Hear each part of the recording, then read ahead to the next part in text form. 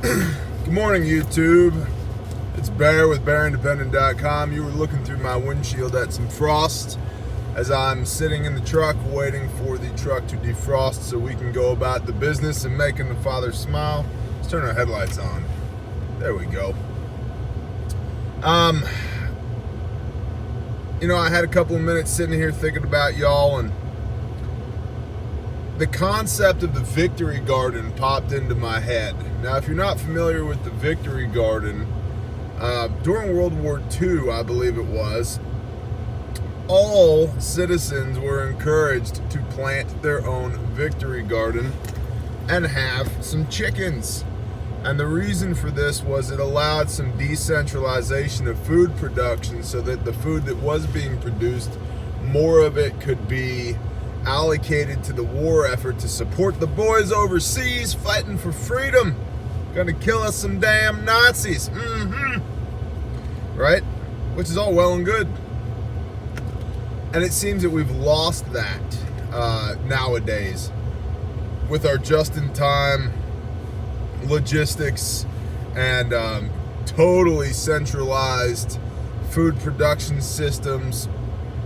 And so it got me thinking. Obviously, I'm sitting here waiting for my windshield to defrost, so now is not necessarily the best time of year to plant a garden, but it is a great time to plan a garden. So if you haven't planned a garden already for spring, you should. You should figure out what you're going to grow. If you've never grown anything before, I would recommend starting with raised beds if you can. They seem to be the most foolproof for me, raised bed gardening, my experience. Or you can use 5-gallon buckets, especially if you're in an apartment complex or you're renting your home. Grow everything in buckets. I know people who have grown vegetable gardens in mortar pans, those black plastic trays you get from Home Depot, and had some good production as well. Corn was a little difficult because there was no place for the roots to go to keep it from blowing over, but they grew peppers, tomatoes, okra, I think. I might just be lying now. But long and short, I know these people personally, and they grew a considerable amount of food out of plastic trays, plastic bins. So start thinking what your Victory Garden is going to look like in the spring.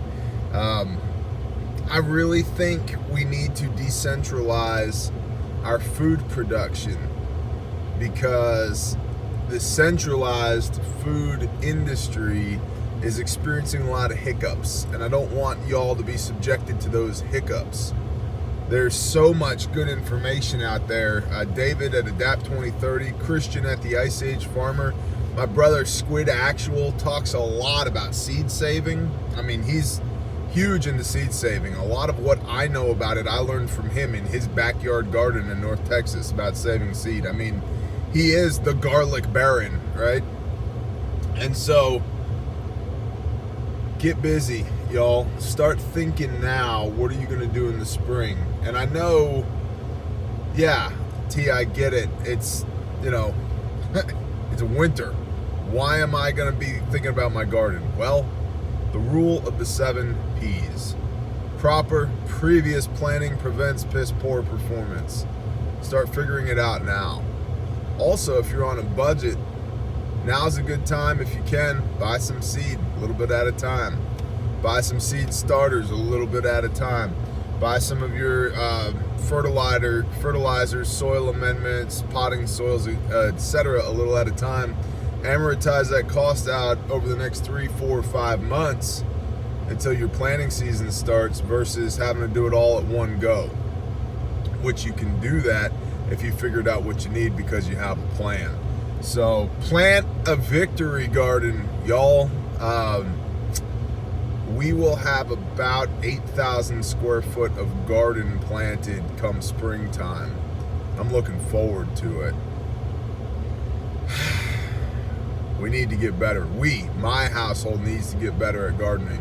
We need to produce more of our own food.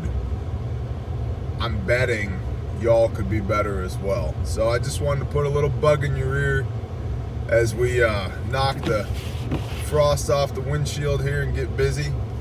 So go do the things, y'all. Start thinking about what your garden's going to look like in the spring.